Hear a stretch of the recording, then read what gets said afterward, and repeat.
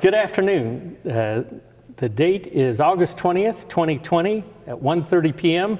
and we're in the House chambers of the Kansas State House here in Topeka, Kansas.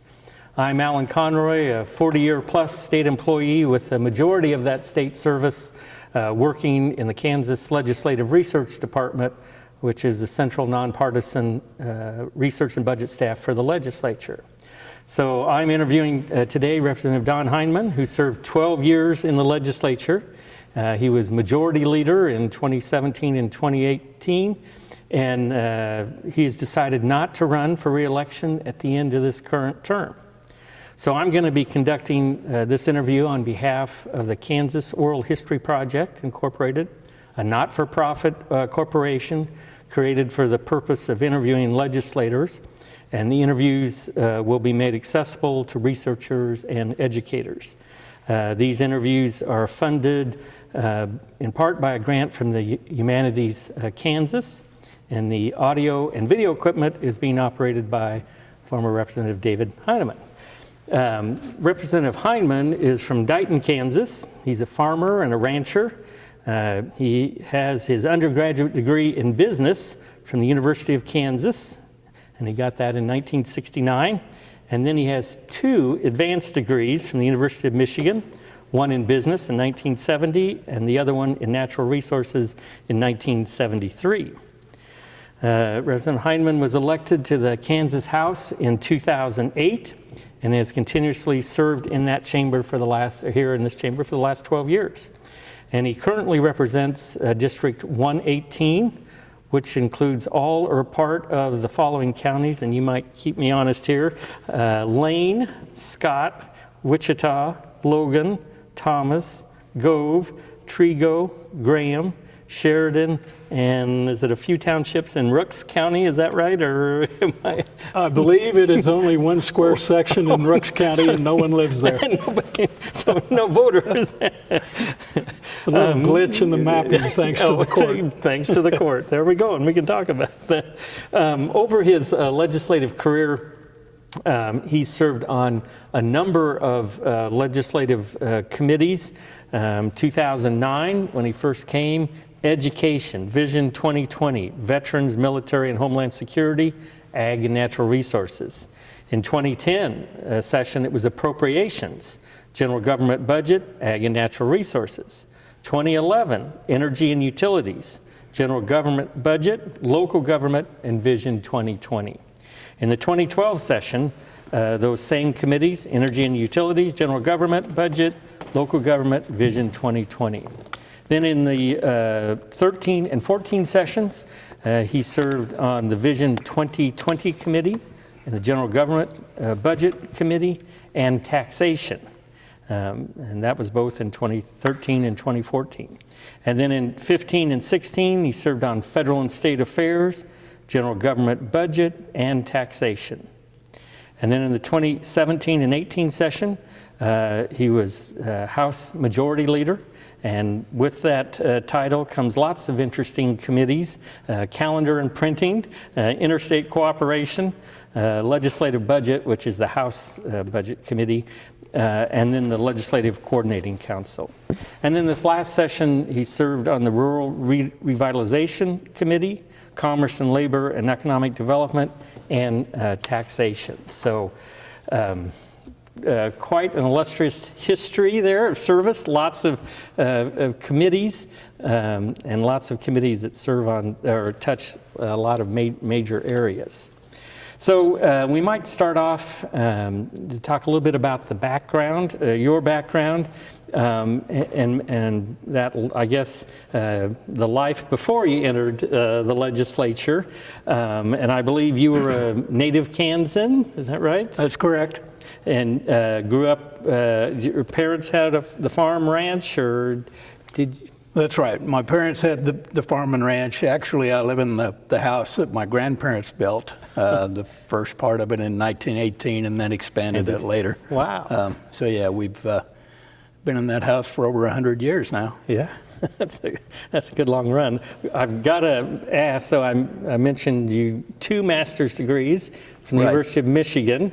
And so how did you get from the University of Kansas and to end up at the University of Michigan. Well, I knew I wanted to get an MBA if I could, with an emphasis on operations research, which is analytical, mathematical methods. I had a low draft number, so I didn't think I was going to be able to do that. Oh. So I elected to apply for officer training school, went through the written exam, went through the physical exam, and the last station on the physical exam was the eye exam. And when they found that I couldn't read the big E at the top of the chart without my glasses, they said, "Son, the military doesn't want you." So I went home and applied to several business schools around the country, and selected Michigan as the one that seemed like the best fit. Yeah, great reputation, University Right. of Michigan. Yep. Yeah. So your neighbors and your friends, I guess, back home going to the University of Kansas was okay? They understood that? It was okay. It's interesting. My high school graduating class was 55 students. That's the largest it's been since then. Probably. All of the classes have been smaller. I think they're down into the teens now, unfortunately. But out of those 55 students, there were 5 of us that went to the University of Kansas. I think that was a little bit of an anomaly. And it was a bit of a sore spot for my father. He had 4 offspring. He was a K-State graduate, had a degree in veterinary medicine. Wow. He had 4 offspring, and we all went to KU. So he saw that as a failure of parenting, I think.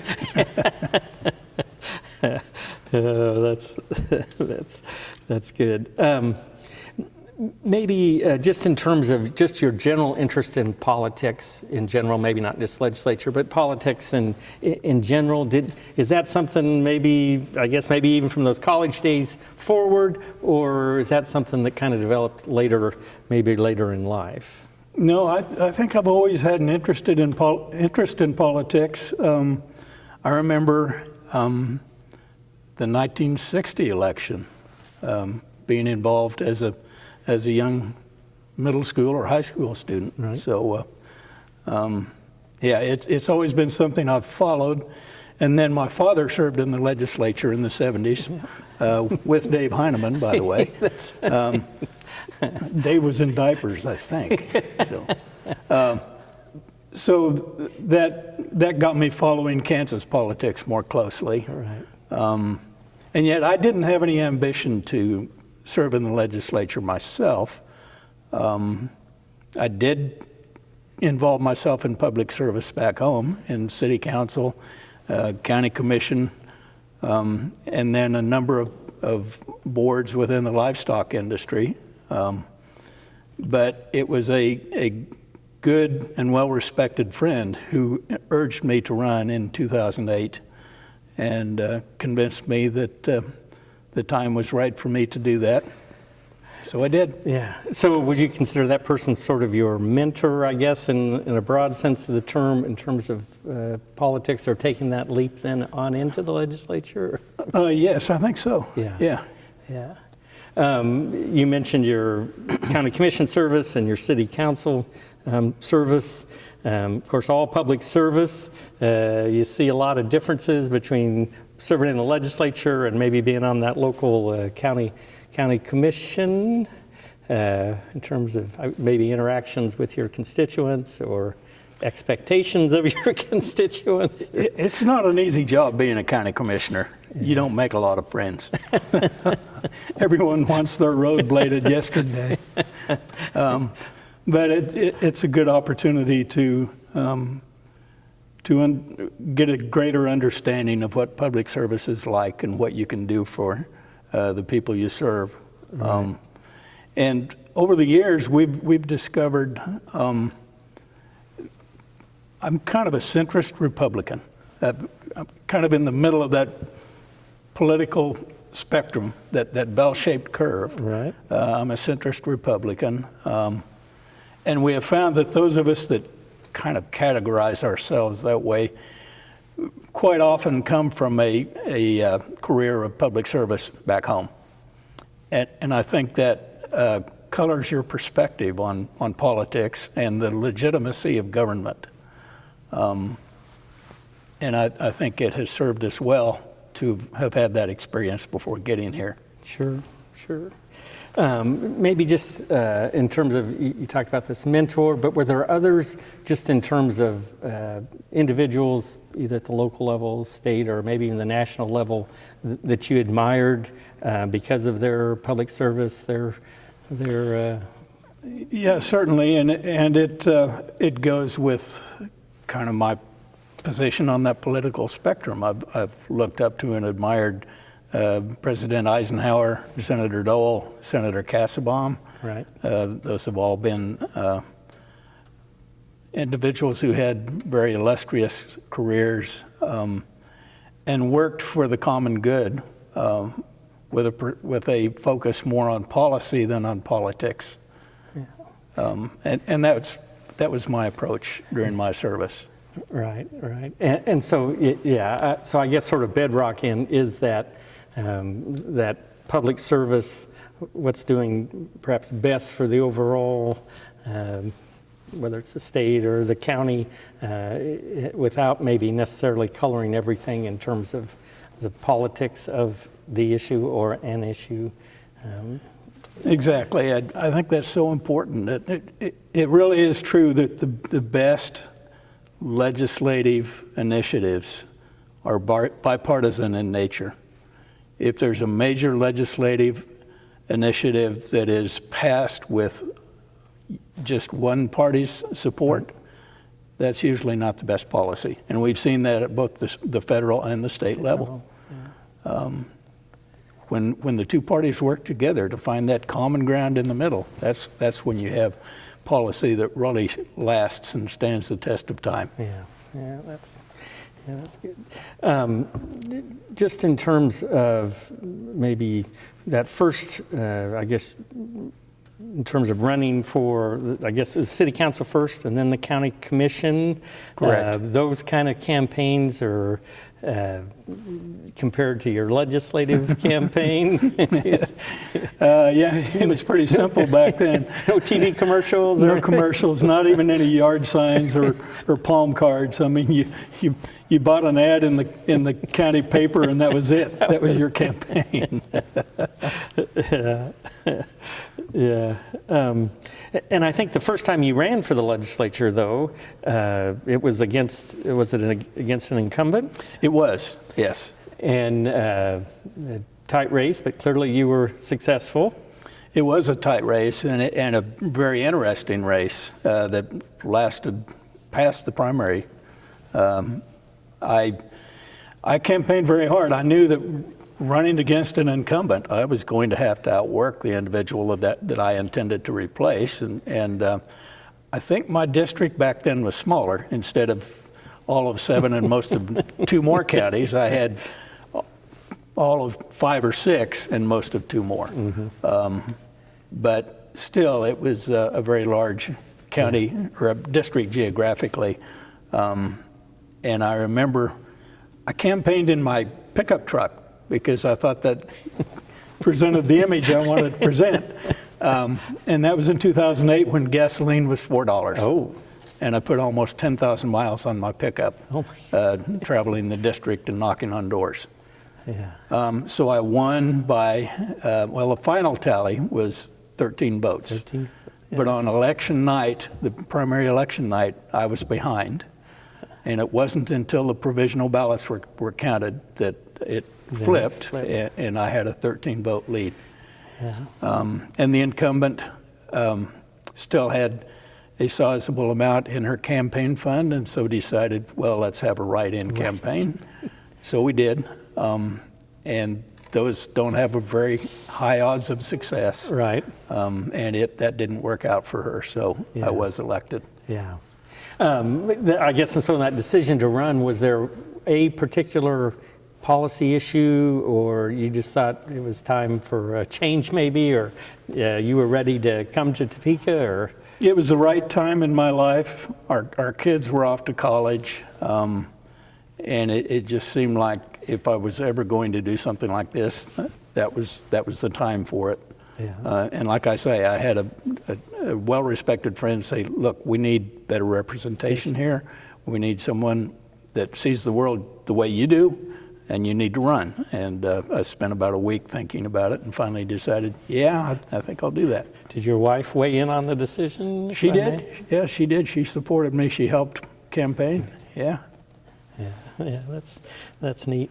But of course, so you won that election, and then what's your next 2012, 2014, 2016, you were unopposed. So is that right? Yeah, that's right. Yeah. In 2010, I had a primary challenger, but an individual who signed the affidavit to not spend more than $500 and really never put the work into it. So an incumbent always considers that the best kind of a challenger because it's good for fundraising to say, "Hey, I've got a race here, folks." But yet, the outcome was pretty much assured. And since then, I never had another challenge. I ran unopposed, and I think that's probably due to the fact that my district is actually bigger geographically than the state of Connecticut. So that's kind of a built-in deterrent trying to take that Or on. does it mean from your constituent standpoint you're doing the right thing? That you haven't, I guess, riled them up in some manner? I'd like to think that's part of it too, yes. I mean, it is a representational form of government, and you always have to keep that in mind, that you're representing those folks back home, and your vote is not just your vote, it's their vote. Yeah. And is that sort of philosophy then cause some, I guess, internal challenges as you're dealing with maybe some major issue? Maybe your constituents, your constituents want you to vote this way on whatever it is, but you think from your experiences maybe it should be the other way. There have been some occasions. I would say they've been rare, and I think that means that I've been fairly well in tune with the voters in my district. Right. But yeah, it's always a balancing act. It is the people's vote, but yet you're the one that has the perspective and the access to information through folks at legislative research to be truly up to speed and understand the issues better than the folks back home. So it has to be balanced. Here we're in the House chambers, and there's the podium or the well. Do you remember the first time you approached the speaker and were standing right there in that spot? And besides maybe I guess they always haze the new members a little bit, but your first bill that you carried, or the subject matter? Or? I really don't, and that's kind of odd, but I was not on the best of terms with the speaker that served in the first two sessions. And so it was a while before I had that opportunity. And frankly, I don't remember the details. I do remember when my little sister, Linda Gallagher, carried her first bill because I was the one that got to haze her. That's good. So of course, you, as we mentioned here earlier, through your legislative career, you've served on some very key committees, I think substantive committees, not that they aren't all substantive, but I think about education and ag and natural resources, Fed and state affairs, taxation, appropriations. Clearly those are perhaps sort of the workhorse committees of the legislature. And so, I guess that must give you a lot of satisfaction through those 12 years to be able to have served on those. And really, because some legislators, of course, maybe it's ag and natural resources, and over their career, they may only be on ag and natural resources. But to have that opportunity to get a broader experience must have been rewarding, was it? Challenging? It was. I'm glad I had the opportunity to serve on that variety of committees. I think every legislator ought to have at least one opportunity to serve on federal and state affairs.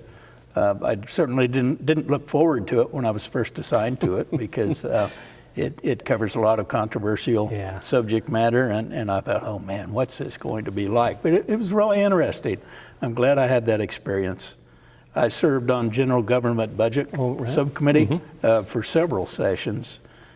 And again, I didn't know that I would enjoy it, but I did, because you really get to understand the workings of a good part of the state legislature by serving on a budget committee like that. Right. Yeah.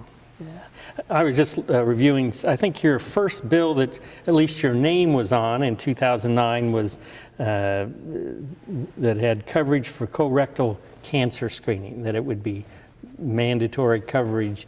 And I don't think that bill passed. I think eventually, as in the legislative process, subsequently the issue was addressed. But do you remember? And I didn't, I guess, look close enough to see how many sponsors there were on that bill. But you were one of the sponsors of that. Do you remember? Was there any, I guess, sort of backstory to that, or just? Not really, but I think it's indicative of how the legislative process works. Many ideas, when they first surface in bill form, run into some resistance, and it takes several attempts before a concept is actually passed into statute. And that's just kind of the way it works. We don't rush into a decision about a new subject matter. And I was looking at some of the other bills you introduced. Kansas Children's Internet Protection Act, a bill on distinctive license plates back in 2013, the Transparency Act for the legislature, I think that was about committees and broadcasting, and I think all of that. Sharing parenting time for temporary placement orders, I believe it is, and limiting utilization review conducted by health plans for people with mental illness. Sales tax exemption on farm products at farmers markets. So you touched on a lot of different areas there. Clearly, I'm guessing these all had piqued your interest in one way or another through the years. A bill that I was probably most personally involved in was a bill to designate 2 state fossils. And that came about through, there are a couple of paleontologists who had been pushing that issue for years. We need a state fossil. We have a state bird. We have a state tree. All the rest of it. Sure. We need state grass. We need a state fossil. And a 4-H student from Scott City, which is in my district, had written me with that same request that, hey, I really like geology and studying the ancient history of the world, and we need a state fossil. So we went to work on that, and between that 4-H student and the 2 paleontologist brothers and Governor Collier's daughter, who was also interested in the subject matter. That's always a good thing, probably. We got that accomplished and actually established 2 state fossils. Oh. Pteranodon is the state flying fossil, and Tylosaur is the state marine fossil. So, and some people make fun of that, and they say, why do you waste time with that kind of stuff? But that comes from a position of not understanding the legislative process and the time that we have available to take on some things that aren't earth-shaking, but yet they are important to some people, and especially to the young students of the state, to give them a little deeper appreciation and understanding of the past natural history of the state that we live in.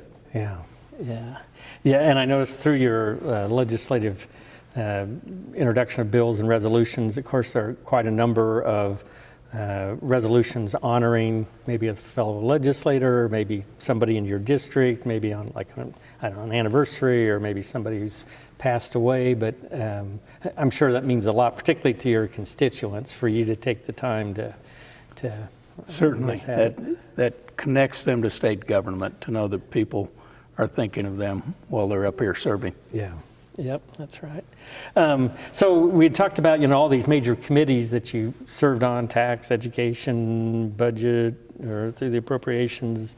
I guess I was just thinking, as you think back over these last 12 years, some of the major policy issues that you felt the legislatures dealt with, that you were involved in, again, whether it's taxes, clearly education, the state budget, you think about the recession, and probably about just the time you came to the legislature. Yeah, it was a rescission bill, not That's right. maybe one of the first bills you got to deal with. And issues, of course, whether it's gaming or abortion, some of those federal and state issues. Any sort of policy issues that really kind of stand out in your mind?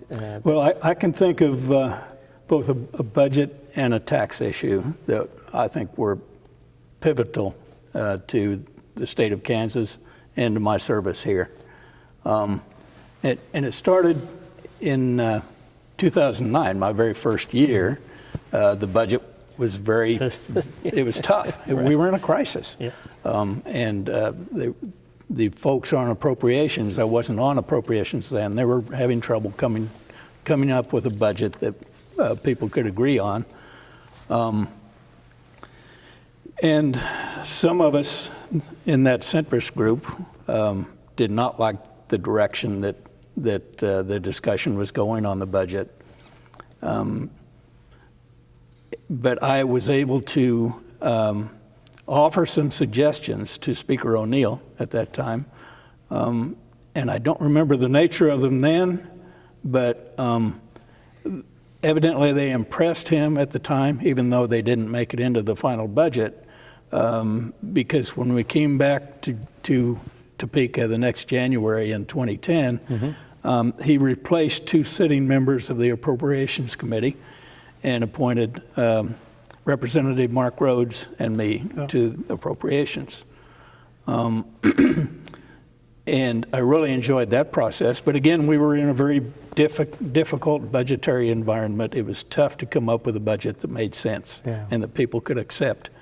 And it became so divisive that I ended up teaming up with Representative Bill Feuerborn, who was the ranking minority member on the House Appropriations Committee, to develop an alternative budget to the ones that leadership wanted to pass.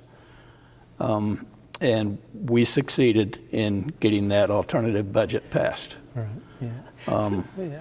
But along with that budget, you had to have some money to afford what we intended to do in what we thought was still a very austere budget. So a companion piece of legislation increased the state sales tax for 3 years by 1%. And after that 3-year period, it was intended that that would revert back to the previous tax rate. Right. So your relationship with the speaker then, in terms of developing that alternative budget, alternative policy? I was not put back on appropriations that next year. Yeah.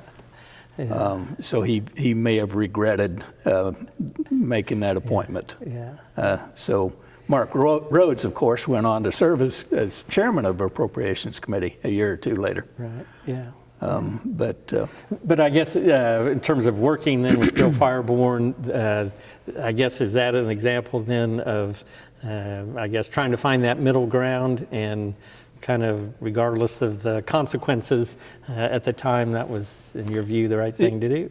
Yes, I think it was the right thing to do, and it was a pretty extreme action to take. I mean, we were working across the aisle against the best intentions of leadership in the House and also in the Senate, because to get a bill passed, you have to have both chambers. So it was bipartisan and bicameral in nature that we finally got that budget passed, and the tax bill to support it. Yeah. So you mentioned that's on the budget side, and didn't you say there was one policy or on the substantive side? Yeah, so 3 years later, Governor Brownback had succeeded in reducing income tax rates significantly in the 2012 session. But it became apparent that there was no feasible way, or at least not the will, to reduce budgets to match up with that reduced revenue stream. So it finally became necessary, I think it was in 2013, when that 3-year sunset on that 1 cent sales tax was staring us in the face. Right. And income tax had been cut. It became obvious that, hey, we can't do away with that right now.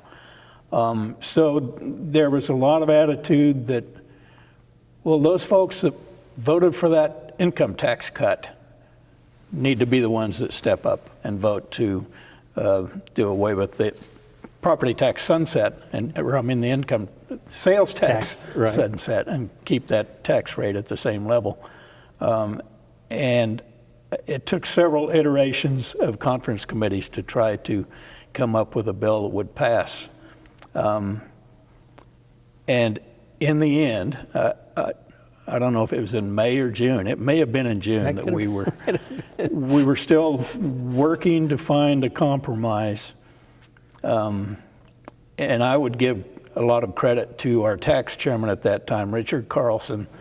He worked very diligently to try to find that middle ground where he could get 63 votes in the House and get something passed that made sense. And it finally became apparent to us after that last iteration that they were going to need some votes from those of us in the middle. And it became apparent to some of us that this is as far as we can go. And we have moved that bill in the right direction. And now we need to supply the votes to go ahead and get it passed. Yeah. And so I was one of the centrist Republicans that stepped up and made that vote too. Yeah. And in retrospect, ever, I don't know if regret, but a little remorse that you made that tough decision and you were one of those votes then to move that forward? No, I think it was the right decision. It was not a bill that I was in love with. There were some components of it I really didn't support at all. Yeah. But we had gotten as far as we could. Yeah. So it finally had to be done. Yeah. And maybe that very point in terms of an effective policymaker to be able in tough situations to maybe make that realization that, okay, we're not going to get everything we want, but it's time to. That's right. Time to move forward. Yeah, we can't stay at stalemate and impasse forever. Yeah. Finally, you have to accept this is optimal. May not be the best from our perspective, but in terms of the entire body, it's optimal for what we can achieve. Yeah, yeah.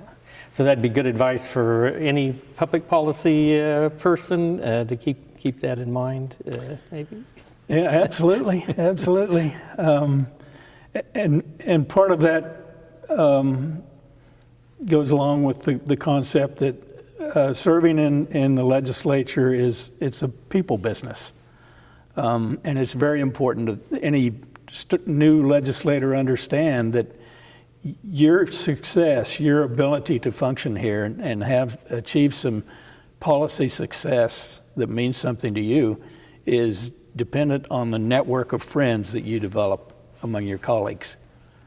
If you stay within your narrow philosophical group and don't reach out and try to befriend and understand other folks in the chamber, then your ability to get anything done will be limited. Right, right. Just thinking about the legislative process, and since we're in this building, and usually during the session, there's a whole bunch of people just outside the door called lobbyists. How do you view that interaction between the policymakers and the legislature in terms of the lobbyists? They are an integral part of the process. I don't know how we would function without them, frankly. Because we can't be experts in every area of subject matter that we have to deal with as legislators. So we have to depend on lobbyists to provide us some perspective, along with legislative staff, both in research and revisor's office. But they're a very important part of the process, and I don't know how many incoming legislators I've explained that these folks who trade on honesty, if they aren't honest, if they're not truthful, they don't last very long as a lobbyist. Yeah. So most of these folks are very good at what they do because they do trade in honesty. And those that maybe don't all the time, you'll figure that out pretty quickly. Yeah. But I would also advise not to think of lobbyists as personal friends because they have an objective, and even those whose objective is almost always going to be in sync with you or your districts, it's somewhat different than yours, your function, your role as a legislator. Yeah, yeah. And you mentioned that sort of honesty, and I guess that's how I think of your words, your bond, or your words worth something. I suppose would that be the same for policymakers that sit in this chamber as well? Certainly, yeah. Yeah, if you develop a reputation as someone who isn't always truthful or forthright, then that limits your effectiveness. Yeah. Yeah. You mentioned a couple governors, and of course, and you got to serve in your legislative role, of course, with several different administrations. Any thoughts on just how the governor's office interacts with the legislative process and with legislators, particularly as trying to set policy? Any thoughts there in terms of the governor's role in that setting public policy? Well, they're all different, and I've served under Governors Sebelius, Parkinson, Brownback, Collier, and now Kelly. So 5 different governors in the last 12 years, each of them with their own personal style and staff style and level of accessibility for legislators. Yeah. Yep. Maybe as you think back over these last 12 years, maybe the accomplishment you're most proud of, and I guess that doesn't necessarily have to be a bill or policy. And sometimes, as you know, in this chamber, sometimes it's perhaps, I don't know, preventing is the right word, but maybe somebody has some ideas that maybe you don't think, so in the process it doesn't come to fruition. So it's not something new or a new policy, but it may prevent major change to an existing one. But just as you reflect, as you're getting close to the end of your 12 years, some of your proudest accomplishments maybe in the public policy area?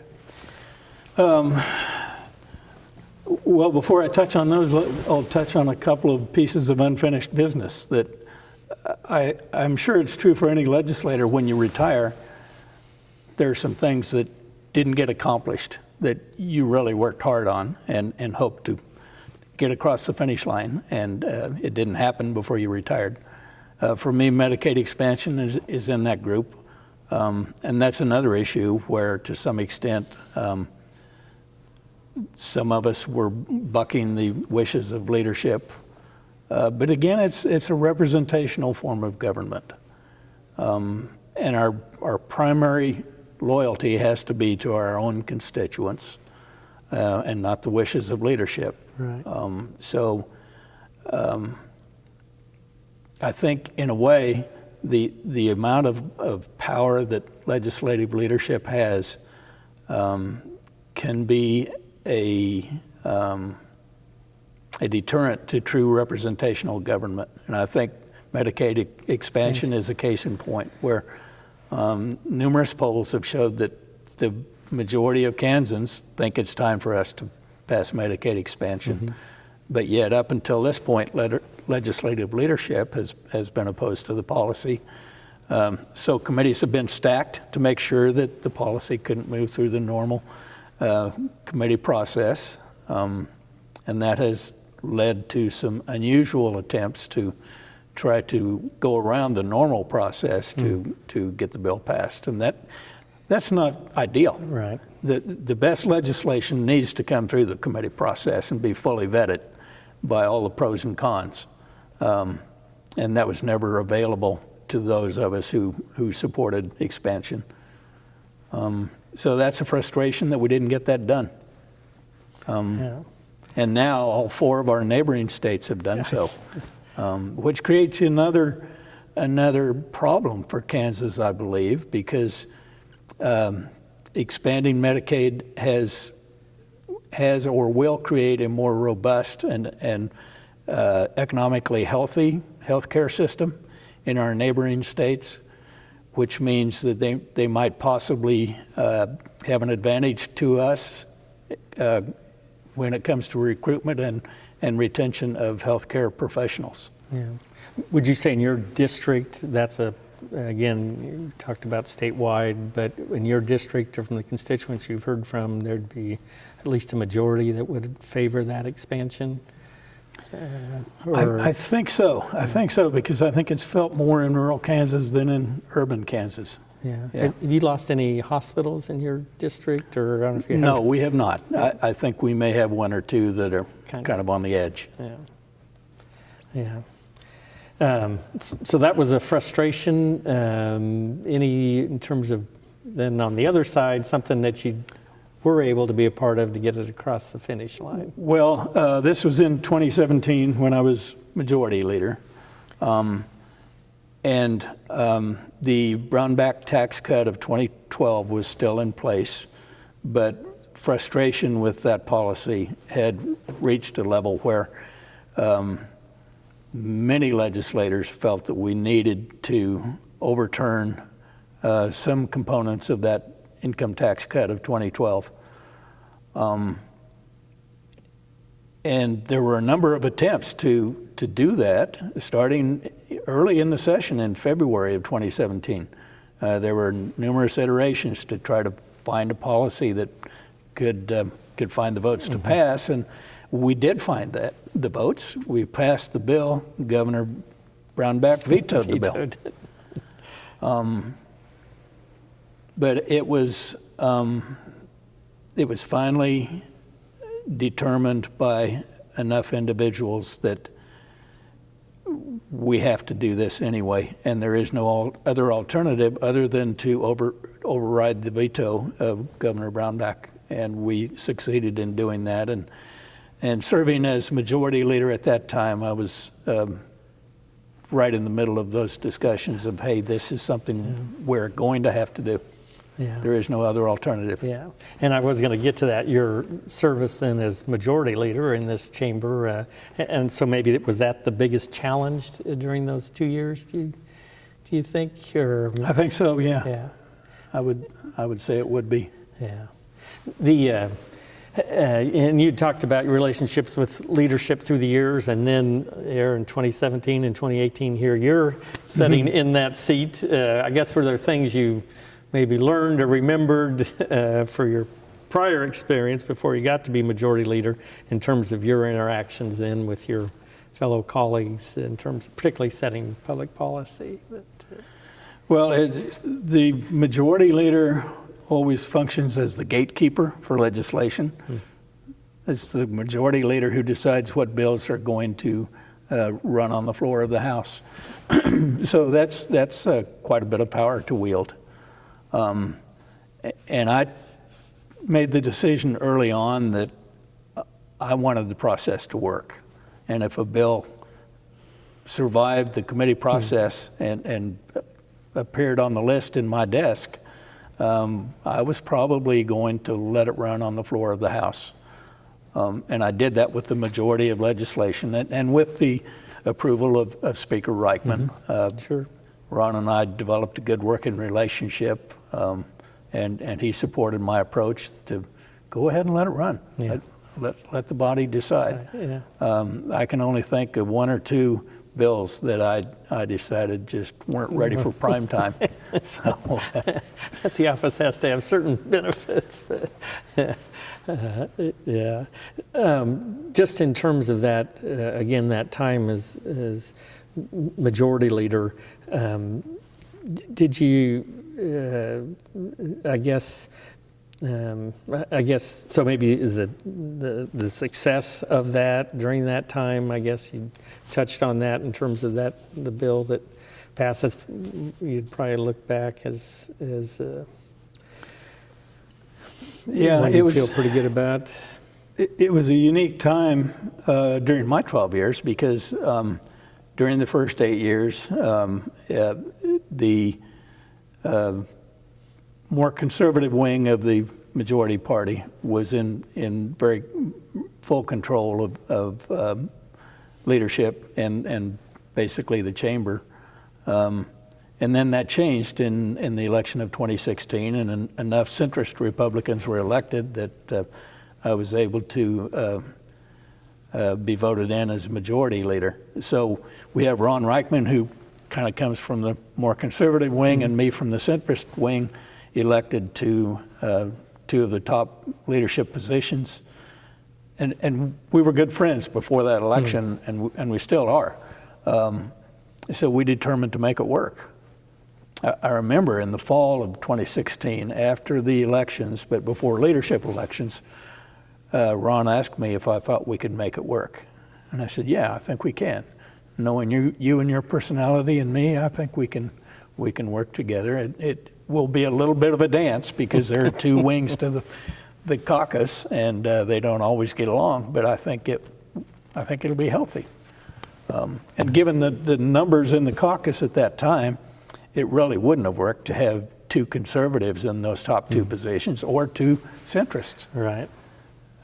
So we made it work. Yeah, well, that's good. As I think about, when you made that decision then to work with the House Speaker to be the majority leader, the campaign for that, just kind of the dynamics of that, were you back in that pickup truck driving all over Kansas, or did it play out other ways? I used a car then because I didn't know that my colleagues would be that impressed with a pickup truck. But yeah, I worked hard at it during the month of November between the general election and leadership elections. Yeah. And it was close. I think I won by 2 or 3 votes. Yeah. I'm glad I had that experience. Yeah, and again, I think in terms of the impact on public policy, as you've indicated, being in the legislative leadership gives you that opportunity to leave that mark in terms of charting public policy. So right.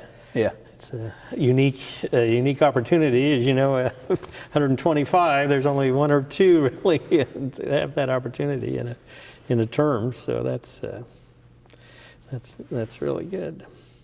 I'm going to change gears on you here, and this is just kind of a standard question we're asking all of our people that we're visiting with, and it's about personal identity question.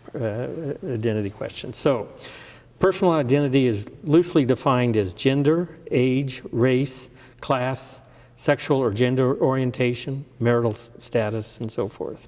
And so, did you experience times during your time in the legislature when you believed your personal identity influenced your ability to pass policy, work with fellow legislators, or provide constituent services? And were you ever given committee assignments or tasks that you believe were functions of your personal identity? Any of that? Well, I think in a broad sense, those of us that are white males have an advantage that other groups do not, and so I think that makes it easier for us to function in any position of power, and such as serving in a legislature.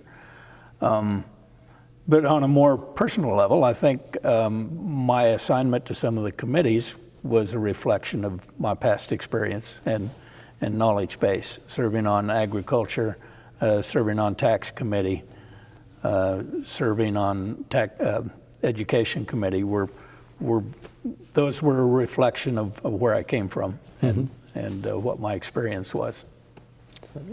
Okay, well, thanks for that. I guess, was there any single thing that prompted you to decide to not run for re-election? I mean, I assume if you've had a good run unopposed, I assume if you wanted to have served another term, that probably would have been in the cards with your constituents. So. I think it would have. But for the first 10 years of my service, I had no thought of when I might retire. I just wasn't ready. I wasn't thinking that direction. And then a little over 2 years ago, I just realized that, you know what, I don't want to do this forever. And I think one more term will be enough. So I made that decision about the same time I filed for re-election in 2018. So I kind of kept that news pretty much a secret until June the 1st. But because I think I've always thought it's important for a legislator when they retire to have someone in mind to take your place, to make sure that the people of your district are well served by whoever follows you. Sure. So I wanted to make sure I did that, and I think I did. Yeah, well, that's neat. And so as you then, I guess, now have a chance to kind of think back over these last 12 years, any changes that you've noticed in the legislature or in the public policy process or in the institution itself in those 12 years, from when you first came down to that well and compared to now? I think the decline in civility in the body is a real concern to a growing number of my colleagues and me. We see it at both the national and the state level. A tribalism, a divisiveness, an unwillingness to reach out to others that think differently than we do, gets in the way of passing the best policy, and I think it's increasing, and it's in society at large, and I think that's a very unfortunate thing. And how about, too, over these last 12 years, the work with in terms of the legislative branch with either, particularly the executive branch or, I guess, in some ways, the judicial branch. But has that dynamic changed, do you think, over these last 12 years? And I know there's different governors and, of course, different perspectives, but kind of on an institutional basis, is that still about the same, or has that evolved through the years? Yeah, I think it evolves with the issues and with the players at the time. In particular, the relationship between the judiciary and the legislature has been pretty contentious throughout my 12 years of service, and most of that is related to school finance lawsuits. And that's just the nature of it. It's a contentious enough subject matter that there's some natural antagonisms between the two branches of government, and that's gotten in the way of being productive on both sides of that issue. So I'm glad it's finally behind us, at least for the time being. I hope we can keep it that way. I know we're going to have budget difficulties again. I hope the new legislature can find a way to pass a budget that does not renege on the promise we made to the school children of Kansas and also to the Supreme Court. Right. I hope we don't go back down that road again. Sure. And just, I was thinking too, just as an institution, so the legislature, and here you're in leadership, but just kind of the organization and the day-to-day operation, and certainly as majority leader, you have a big part of that. Would you think, is the institution still functioning as efficiently as a group of 125 people can do that may want to head in different directions? So as an institution, has it improved, or is it about the same? Is it in terms of the legislature, as an institution? I think it's improving, especially in regard to transparency. And you mentioned earlier that we've taken some initiatives to increase transparency in government, and that's an ongoing process. We haven't completed that work, but it's much better than it used to be. And we continue to look for ways to make it apparent to the folks back home what we're doing up here and how we did it. That's a good thing.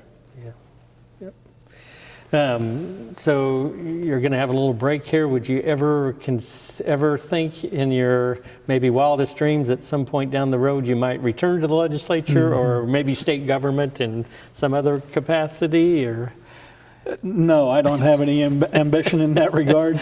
My ambition was to do some traveling with my wife, and now with the pandemic, we can't do that, but that time will come. But Sure. no, I have no ambition to have a job in the legislature or a major role in state government either. 12 years was enough. Yeah. What about at the local level? I assume there's always a county commission seat that might be available. Well, some legislators do that. They serve in the legislature and they go back to be a county commissioner. Yeah. I did that for 16 years, and that was plenty of time. I may not be electable as a county commissioner anymore.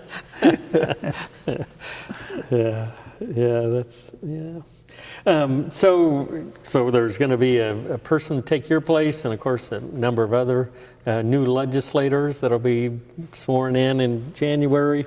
Any, I guess, general advice you might give for them in terms of helping to set good public policy for our state?